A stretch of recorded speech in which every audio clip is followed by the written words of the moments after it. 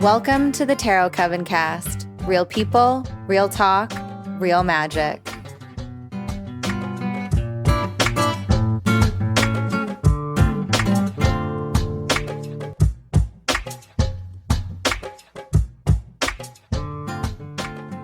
Hello out there, lovely listeners, and welcome to the Tarot Coven Cast.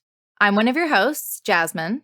And I'm Jekanovia. And on this bonus episode, I'll be exploring the Zodiac sign of Gemini, while Jekanovia shares the magic of the Celtic Tree sign Hawthorn.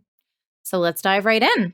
All right, here we are at Gemini, Jekanovia's rising sign. It's very exciting. Tell me all about myself.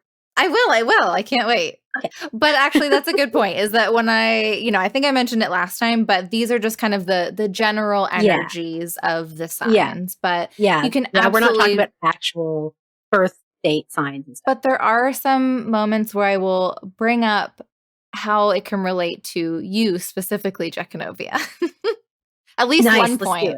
But you can definitely, as I go through, you can totally think about like if you have planets in Gemini or what house Gemini rules over, all that kind of stuff, just to kind of get a vibe for where this energy is playing out in your own chart.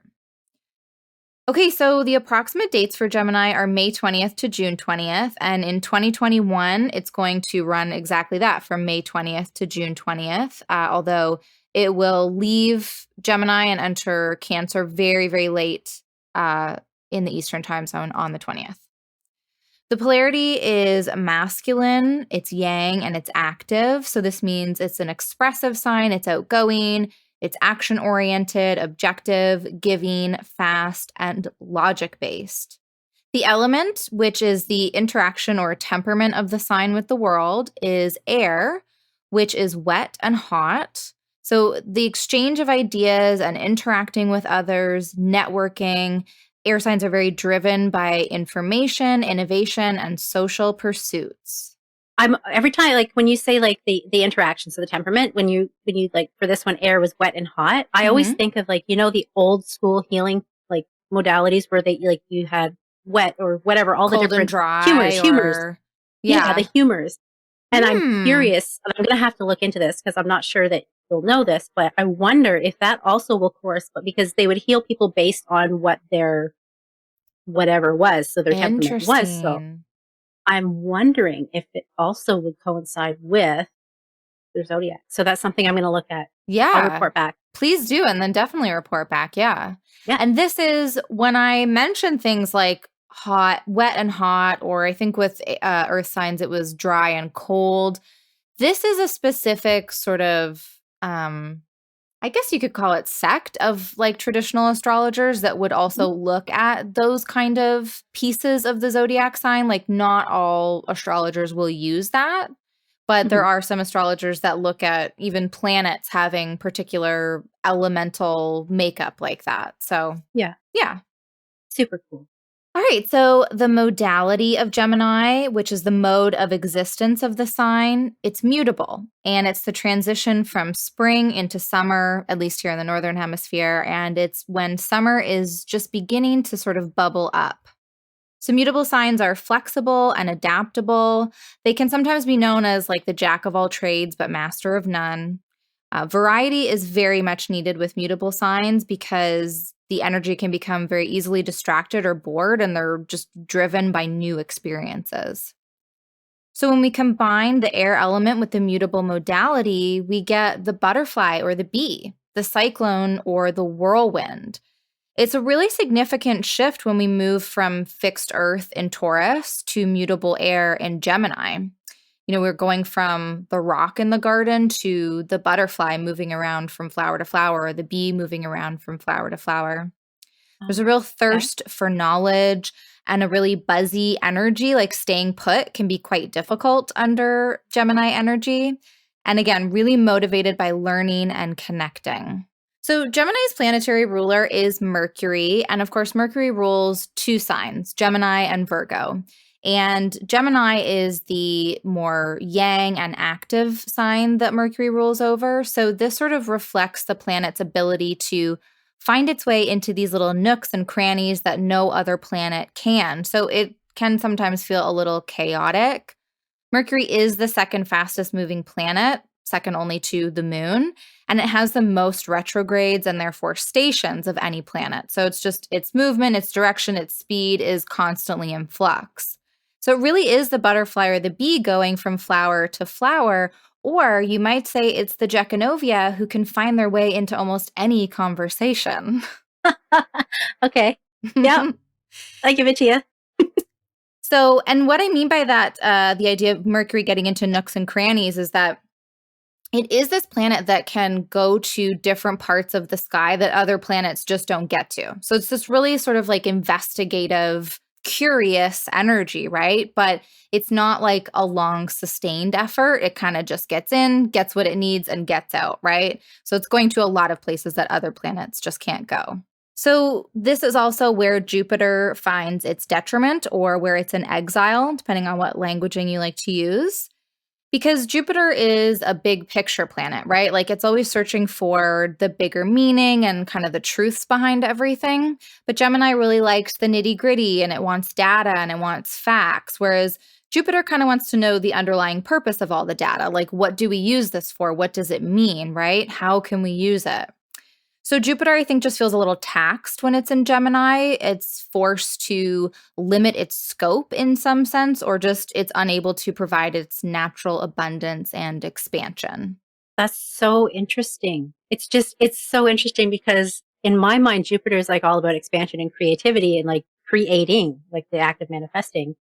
And I've never really thought, because I've always thought of Gemini as the same kind of energy, but the way you just explained it, I'm like, oh yeah, I can see that. Yeah, and I mean, they do have some similarities because I think that any planets that sort of come into opposition with each other are going to find some common ground. Like, yeah. For the most basic way, I think, to explain this is like consider the first and the seventh house. The first house is about yourself, the seventh house is about the other, but you have to find some common ground in order to make those relationships work, right? Right. Even though they're very much opposite, but yeah, you have to kind of find the balance there in the middle. That's super cool. So some keywords and themes for Gemini, it's sort of sentence or catchphrase, I guess you could say, is I think. And it's sort of this balance between intelligence and superficiality, because I think that there is a Gemini expression or energy that genuinely wants to know a little bit about everything because it wants to gather that data. It wants to know all those facts. So from a genuine place of interest, but there's also the idea that like if they just skim the surface and know a little bit about everything, they kind of look smarter than they are. And I guess I shouldn't use the word they because I'm not talking about somebody in particular. I guess I'm just talking about Gemini energy, well placed or poorly placed, I guess you could say. I mean, that makes sense because it can really apply to anybody. I'm not going to say, I'm not going to lie. I do know actual Geminis who do fit that description. Yes. And I mean, that's fine. Same. They're just cool beans people. Yes. Yes. So there's a need to communicate and make mental contact with others under Gemini energy.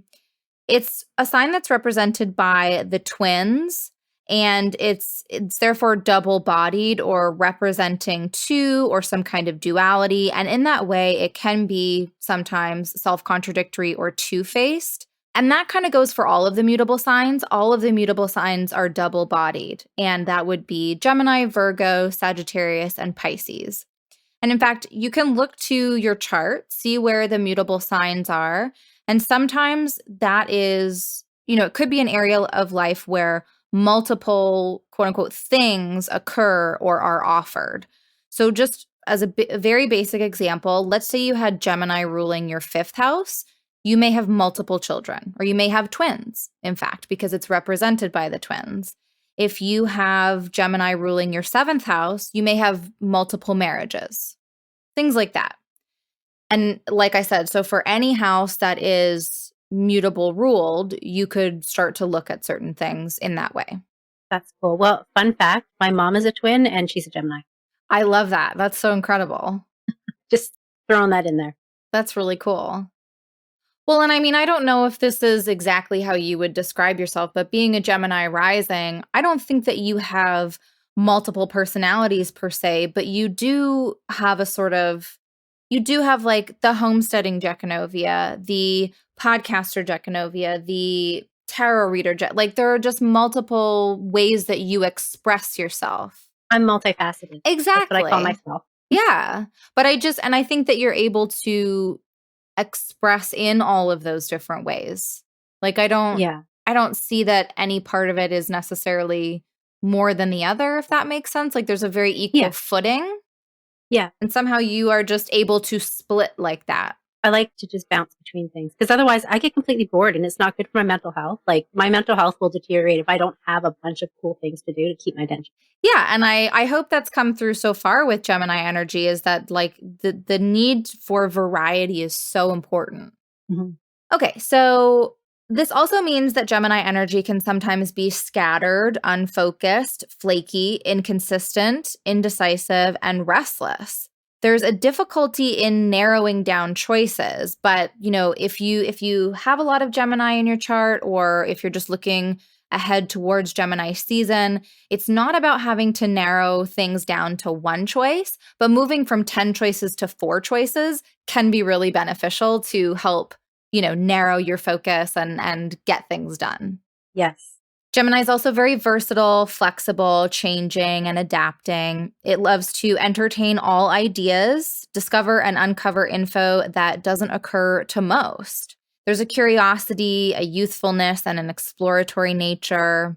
It's a real brainstorming energy. So this idea of like the branching off of ideas or the splitting of thoughts, just keep thinking about 2 and multiples of everything, right? The changeability of Gemini energy can be frustrating when you need something more solid and fixed, but it also makes for open-mindedness and like the ability to shift perspective when new information has been provided. So Gemini energy can, again, people with heavy Gemini placements or things like that, like they might be more quick to adopt new technology or new ways of thinking. And let me tell you that working behind the scenes with Gecanovia, if I express that I'm having an issue with something, she's just like, cool, let me figure it out. And she pretty much immediately figures things out. Like she just goes in there, gets the information, figures it out, and is a genius all of a sudden. It's fun. Okay, so can we go back to the part where curiosity and exploratory nature? So when you said that, I'm thinking almost everybody I know who, well, obviously with COVID, we're not traveling right now, but pre-COVID, everybody plans their vacations. I'm just realizing this during Gemini season. Is that maybe like everybody collectively is just feeling that urge to explore and maybe like adventures? Yeah, totally could be. I have to observe now after COVID's done. I'm going to observe. Yeah, for sure. Especially because as I kind of alluded to before, like moving from the rock that is Taurus to the butterfly, I mean, it's a huge surge of energy, really. Okay, so the tarot associations would be the Lovers associates with Gemini, the Magician associates with Mercury. Then we have the 8 of Swords, which is Jupiter in Gemini, the 9 of Swords, Mars in Gemini, and the 10 of Swords, Sun in Gemini. And if you're interested in more about that, check out our Swords episode and stay tuned for season 3 when we're going to tackle the major arcana. For now, let's chat a little bit about how to use all the Gemini energy that we are about to step into. So as always, the first thing to do would be to find out what house Gemini rules in your chart. The sun will be bringing its sort of illumination to that area and those topics during Gemini season. So for you, Gecanovia, having a Gemini rising, that means that it's just all about you during Gemini season. Your body, your mind, your spirit, it's just all you. Okay. So what blows my mind is just as you've been talking and I've been learning from you, I'm realizing that the rising sign seems like it's, I don't want to say more important, but it seems like it's more, you're correct. Like it seems like that's what we should be paying more attention to rather than our sun sign. The rising sign is really important. It dictates the rest of the chart, right? So, see, these are the things I'm learning from you. I love it. Appreciate it. Yay. And then you may also want to look to where Mercury is. Again, that's Gemini's ruling planet. So its placement can kind of help to further define the Gemini house, the purpose, the direction, and the quality. And that's going to be especially important if you do have a Gemini rising, because Mercury will be the ruler of your entire chart. Oh. Oh. Okay, you blew my mind. Okay. After we're done, I have to read. I'm going to be up all night reading about this now. Thank you. Oh, fun. Okay. Let me know what you learn. I will. So Gemini season is a really great time for doing research, any writing projects you might have, learning, whether that's maybe just any kind of learning, honestly. So research, writing, learning. If you have been interested in getting some new technology, now is a great time. Although, because we're about to hit a Mercury retrograde and because it's in the sign of its domicile, it's probably going to be pretty strong. I would actually suggest maybe holding off or trying to do something before the retro shade happens, which I believe is like around the middle of the month. So oops, this comes out after that. So scratch the new tech. Any other Gemini season. Wow, my brain just had to do overtime there. Okay, typically during a Gemini season, great time to get a new phone, a new computer, all that kind of stuff. It's in your favor, but probably not during a Mercury retrograde. Okay. But it is a great time to get a lot of shit done at once. There's that multitasking energy working in your favor. If you know that you've been like a bit closed off to something, now might be a good time to just take a second look at it, get a different view, get a second opinion, that kind of thing. Social activities and connecting with new people, of course, where you can. It's still COVID times, but connecting over the internet would be just as good and probably even better. So this is also a time when you want to make sure you get all the facts before moving ahead with something. And not that you won't be able to with the Gemini energy pushing you to research and figure things out, but it's just there's a sense of like, okay, yeah, let's just do it. Like, whatever. Like, and one day you could be into it and the next day you're like, well, man, maybe we should go this way, which is a great like flexibility that Gemini has. But if you're trying to make a decision for the long term, really just make sure you have all of the facts, all of the info under your belt before you move forward. And especially again, with that Mercury retrograde coming, really just slow your roll, make sure you know what you're doing. Don't take it personally if people around you are feeling a little more flaky than usual during Gemini season. That's really just that mutable, changeable energy in the atmosphere. People, again, it's like, it's having that open-mindedness, right? Like it's the ability to go, okay, I learned something new, I can shift course. Which again, can be frustrating for a person, I don't know, with a lot of fixed energy in their chart. Hi, hello. Like it's difficult for me to shift gears so quickly sometimes, but going with that flow, sometimes it's really good. And just, don't take it personally when other people are acting that way. And I would highly suggest that people make some time. I mean, it's really going to depend on your chart. Last year, I remember Jekanovia was just flying through a Gemini season. It was one of the most productive, amazing times for you, whereas I was like dead to the world and did not want to do anything. It's just so much energy for me all of a sudden, Yeah. And so I think rest will be really important, especially if you don't have a lot of air or mutable energy, because if you have a lot of fixed energy, you just might not be ready for this. And I would say practice deep breathing. Gemini does rule the lungs. So this would be a good time to just invest in that, deep breathing exercises. And then I would also suggest maybe doing some activities that use both hands. Gemini rules the hands as well. So we can do activities with both hands that somehow transmute the stress into that. So like when I wrote that down, I was like making bread, and Jekanovia can see me like kneading with my hands, like perfect time to learn how to make bread. Get out in the garden, take up sculpting. I'm not sure. Whatever uses both your hands that can direct that energy. Massage. That'd be lovely. Yeah. So deep breathing, getting the stress out through the hands, resting if you need to, and going with the flow, I think are super huge, important things. If you've needed time to do a writing project, this is it.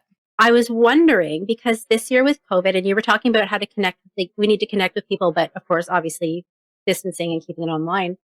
Is there I don't know, I just feel like it's in Gemini season, you almost want to connect with people outside of your normal circle anyway. So I'm wondering if online communities with different people around the world and making more friends and learning more about different cultures and different people. And I just wonder if that just fits in. So yeah, that's kind of where my brain went. Yeah. I mean, whatever is satisfying that need for connection, great. Go for it. I mean, if it means, if you've been like on the fence about, I don't know, joining a community of patrons, I mean, this might be a wonderful time to connect with like-minded folks over on a Patreon, maybe.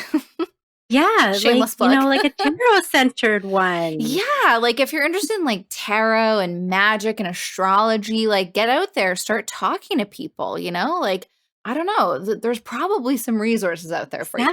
But in all honesty, like if you've been wanting to maybe even like start a course or something and there's a community component, dive into the community component. Ooh, stuff like that. Learning from other people. And I think too, there's a lot of the learning, but there's also, remember that we all have something to teach. Totally. I think that's also too, is people are going to learn from us as well, just as much as we're going to learn from them. So. Yeah. Well, and this season, during Gemini season this year, we will have Venus move into Gemini. Actually, Venus is moving into Gemini really soon after we record this. So it will be there during Gemini season. But that's also just like even more affection and more love and like bringing communication to relationships. And it's just like a bigger emphasis on this energy. I love it. Yeah. So go out or stay in and talk to people. Yeah. Yeah. So are we ready to move into Hawthorn, or is there anything else? Let's do it. All right. So Hawthorn, I'm not going to skip ahead to the part I'm really excited about. So I'm just going to make myself go. So in the Ogham alphabet, it's called Hua. I think I'm pronouncing that right. So, and if you follow Druidry, you may have heard of like the sacred trio of trees. So the oak, the ash, and the thorn. For me, I don't speak for all Druids. I'm only for myself. Because remember, everyone, I'm a sovereign Druid, so I have my own authority and I assign my own meaning to things. So take this for what you will, but because each Druid is going to give you a different interpretation.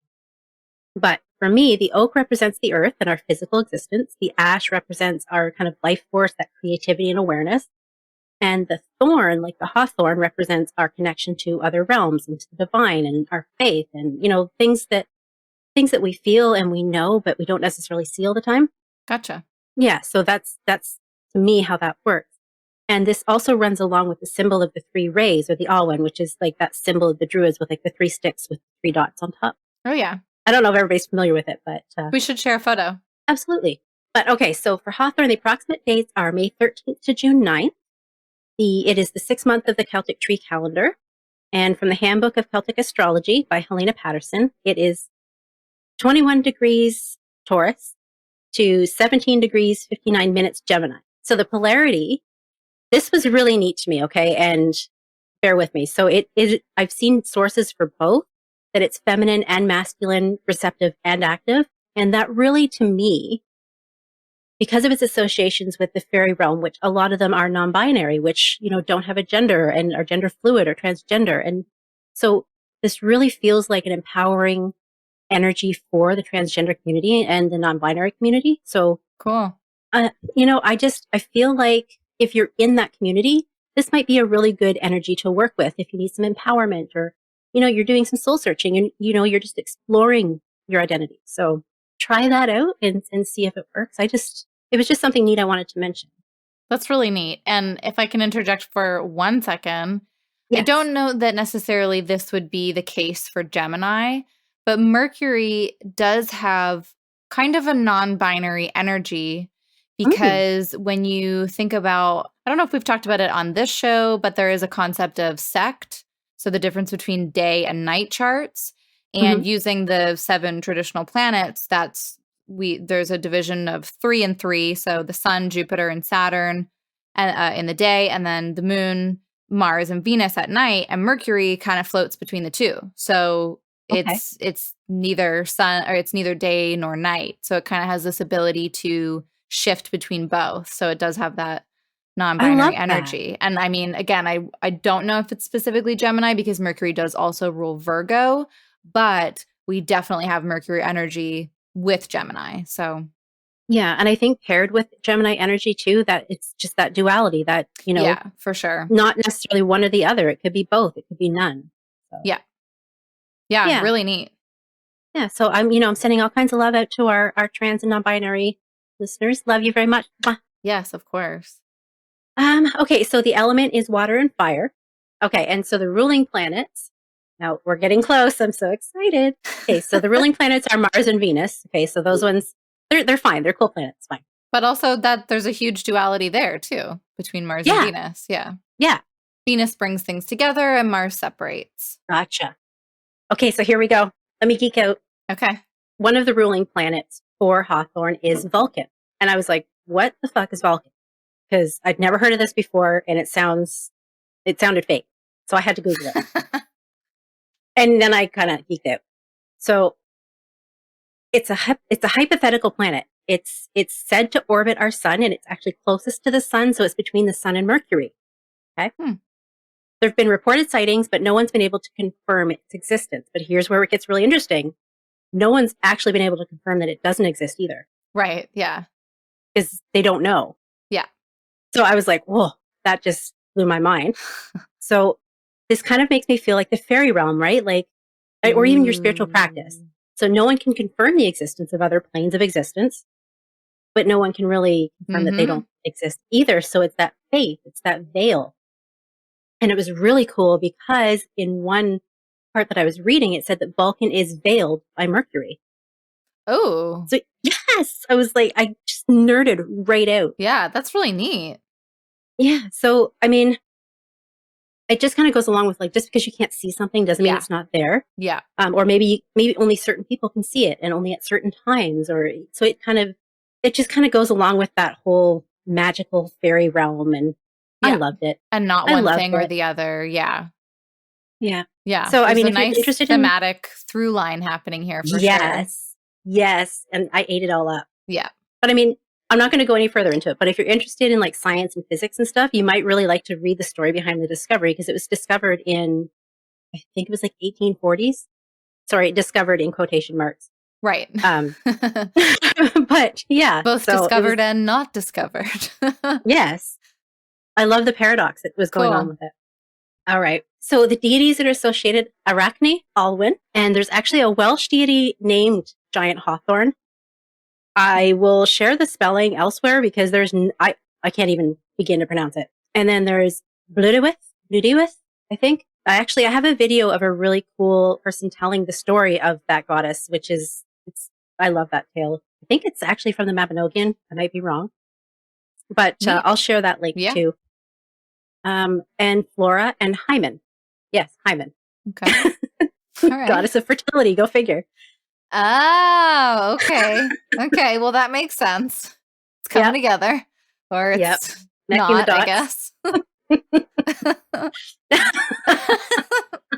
okay. You can just whistle past that. The opportunity was there and you took it. I'm very proud of you. I had to.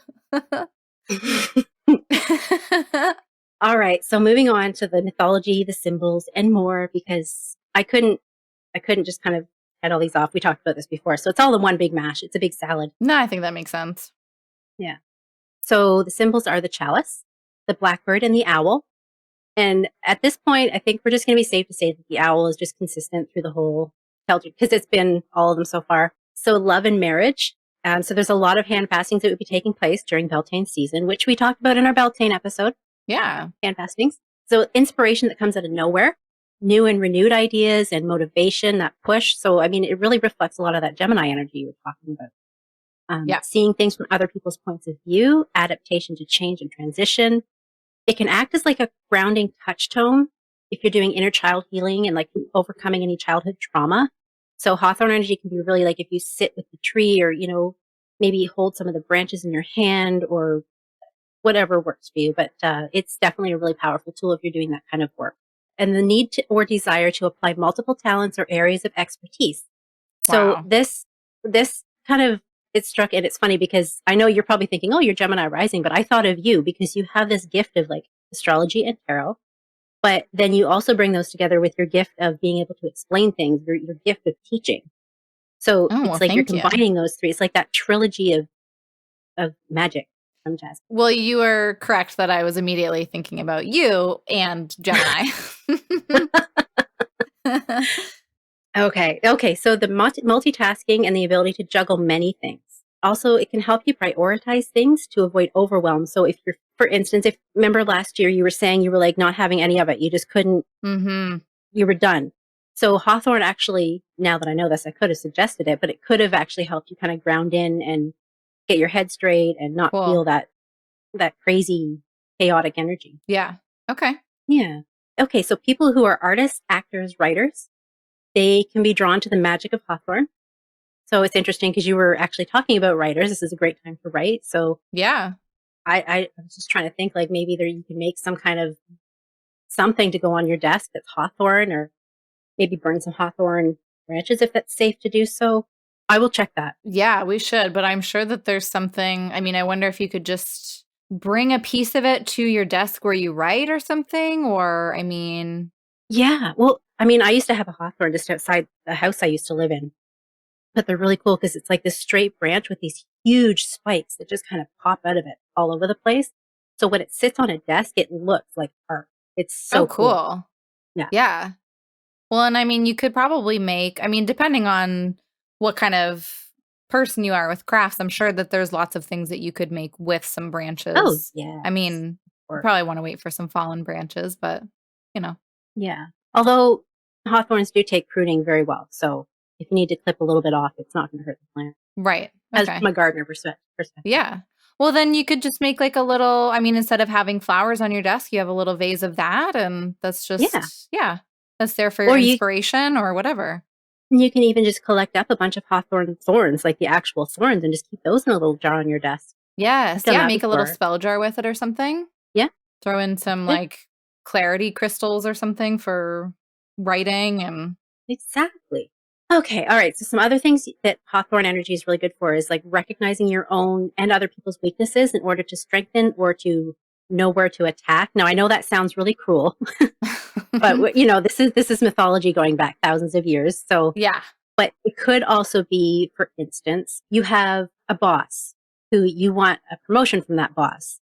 Well, this can help you find the holes that you can fill, the gaps that you can fill in that position, and really appeal to that person to give you the raise or give you the promotion that you're looking for. So that's where I would take the attack analogy. I wouldn't suggest you go out and attack somebody. No. But I mean, if we want to connect that with Gemini, maybe it's more quote unquote attacking with words, but maybe it's using them to be persuasive or having having a tough conversation or something. Yes. Or, you know, even following along with the writing analogy, if you're editing something, you're going to spot the weaknesses maybe in your characters, or you're going to spot the weaknesses in your writing itself. Okay, so this can also be like a really calculating and a tactical energy, so helping you plot out the best course of action, preparing for obstacles, preparing for outcomes, strategy and planning. The energy of this time may cause us to feel more easily tempted or impulsive, so be really conscious and think ahead before you take the plunge, which is really in alignment with what you were saying already. Like make sure that you have all the information, take your time, think it over. And I think that's really difficult. Speaking from experience during this season, it's just go, go, go, go, go. So it's really hard to pump the brakes. Let's think this through. Do we really want to do this? Do I want to make this commitment? Whatever the situation is. It's also time of great clarity. We may not like to admit or accept what we see, but we have to accept it. It's kind of goes back to that radical acceptance. Things are what they are. Take it or leave it, but you just got to deal with it. Things aren't going to change just because you want them to. And that sounds so harsh, but it's just a reality. Sometimes that is just the reality, though. Yeah. Yeah. Yeah. It's kind of goes back to that. Don't take things personally. Things are what they are. Yeah. Yeah. Things are in flux right now. Also, there's a message with Hawthorn. It's asking us to just be okay with going against the grain and blazing our own path.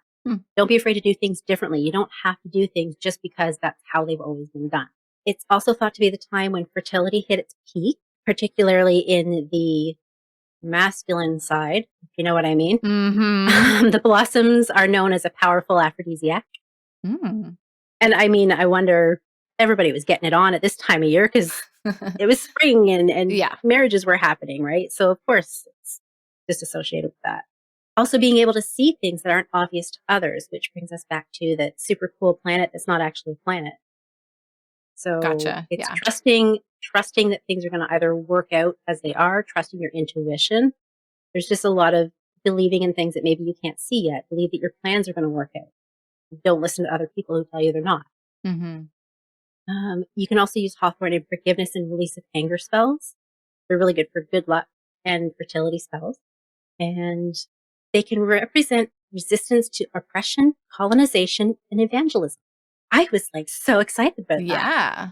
Yes. So I think that was really fun. So if you are someone who's working, like an activist who's working with any kind of organization, try to call it, even if you can't get hands on Hawthorn, just call in that energy to be with you, because it's going to help you to find solutions, to be creative, to be able to see ahead and kind of make shifts and changes to your course of action to make sure that, there's no red tape or there's no backlash or whatever. It's just going to help you further your cause.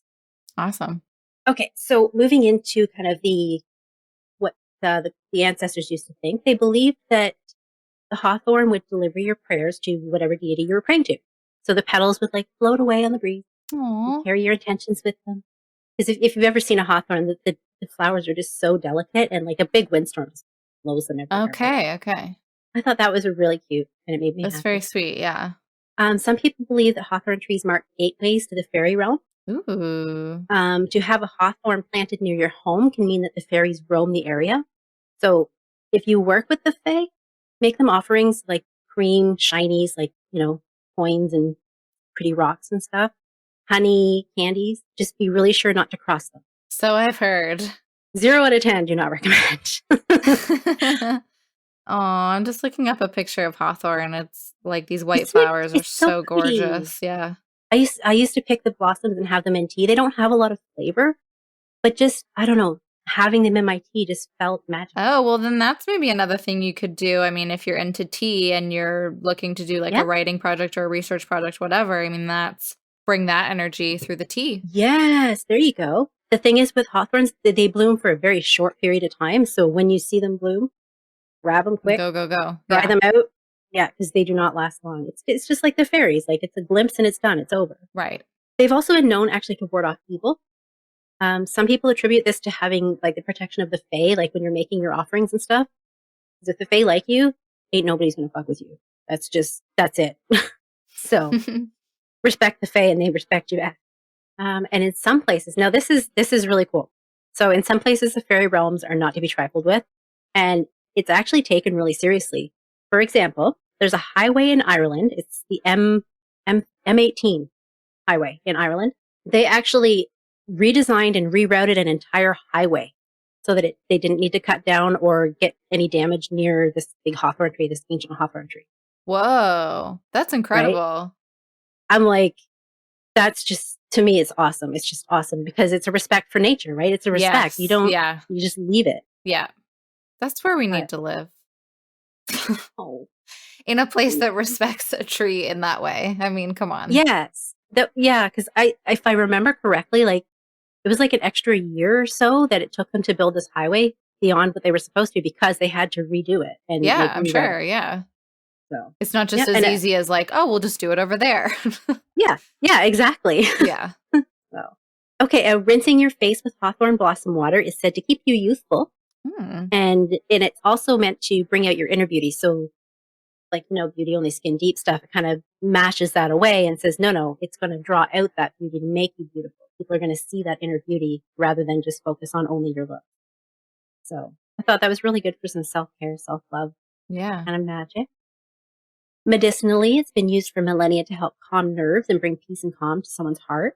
So, like, if they're feeling nervous or upset or anxious, it's going to, calm you down, cool your jet. It can act as a really mild sedative to help you sleep and help you kind of achieve and maintain a healthy sleep pattern using the thorns and spell jars, or you can just place thorns themselves just strategically around your property and your home. It's going to basically prick any energy, any negative energy or people with not so fun intentions. Yep. So their energy will just kind of not want to be around you. I think it's really neat that this analogy happens because having lived with a hawthorn right outside my window, a lot of birds will just flit around and hide inside of it because they're safe there. Nothing's going to climb the tree because the thorns, they hurt. Okay. They're huge and they hurt. So it's just kind of works, right? It's going to protect you from predators, just like them. All right. We're moving on now to the divination. So for runes, it's just called the Hua. For tarot, I picked the Empress. fertility and transformation. It just kind of fit. Yeah. The Three of Cups for like that fairy energy, because it's all about that playfulness, having fun, keeping light heart. Like, because I mean, every time you hear a story about the fairies, the fae, they're always having a party. They're feasting and they're drinking and they're dancing, and it's always a party. Yeah. There's something really like, you just mentioned it too. The time when the fae is kind of around is a little bit fleeting. Yeah. The hawthorn only blooms for a certain amount of time. And to me, there's always something really sort of ephemeral about the Three of Cups. Like it's an experience that is right now in the moment, and you cannot really recreate it. Yeah. So enjoy it while you've got it. Yeah. Live in the moment. Yeah. Yeah. It's like, an appreciation of the present moment. Yeah. The other cards I picked, I've got Two of Swords. So it's getting that clarity you need. So again, don't jump in, sit down, think it out, figure out everything from every angle and then move forward. The Moon, mysteries and the unknown, different realms. Two of Wands. So it's like taking stock and strategizing, like kind of goes back to that whole like planning for every possible outcome, making sure that you're not caught with your pants down. And the Fool. So it's like lightning of the heart and the mind and just like that transition and ability to change and to just go with the flow. Yeah. And that's what I got for tarot. Nice. Good little crew there. And it's so funny because when I was doing research for this, I found this quote and it just touched me to my heart and I wrote it down. I copied it over. So it says, the Druids knew about many medicinal plants and were skilled fortune tellers. Furthermore, they preferred to teach their hand-selected pupils in the forest because they were convinced that the essentials of life could be learned from the trees.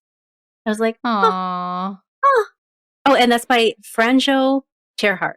Well, that was so awesome. I love how, like, as we move through these signs, we see, where they connect, where they sort of bring their own magics. But this one felt very, it definitely had its own vibe, but I feel like there's a lot of connections between Gemini and Hawthorn. So that was really cool. Yes, I was really, as you were talking, I was like, oh, yes. And then so I was so really much of what you said, I was like, yep, just like connect that back. Yeah, very cool. So I would love to know from listeners if you use these energies together in any way. Like, did you or do you plan on maybe finding some hawthorn blossoms and making some tea and then getting to that research project, or like finding the thorns and making a little spell jar? I just can't wait to hear what you guys might do with the energies. And tag us on Instagram if you share pictures. Yes, please because do. I don't have any hawthorns growing anywhere near my house, and I would be so grateful for hawthorn pics. I don't think I've ever seen one, but that said, I don't know that I've paid that much attention to trees in my life. I know what a Christmas tree is, but I'm going to look out for one. So if I find any in my travels, I will, I'll snap a pic for Instagram. They smell like when they're in bloom, they smell so good. Ooh. They smell so good. Do you know the times when they're like, is it during hawthorn season that they're in bloom? Yeah, it's during hawthorn season. And I'm trying to remember when they were in bloom. I think it was like end of May, early June. You know what? I actually have photos from a couple years back. I can go back and find out when I took pictures a couple years back, many years back. And end of May, early June makes perfect sense. For sure. All right, so we will be back, of course, with the next bonus episode, which will be all about the Zodiac sign Cancer and the Celtic Tree sign Oak. Thanks for listening. Happy Gemini season. And happy Hawthorn. Thank you so much for listening to this bonus episode of the Tarot Coven Cast. Stay tuned for our next bonus episode, all about the Zodiac sign Cancer and the Celtic Tree sign Oak, and our next regularly scheduled episode where we'll be talking about the court cards and personalities. And until then, everyone, keep making magic.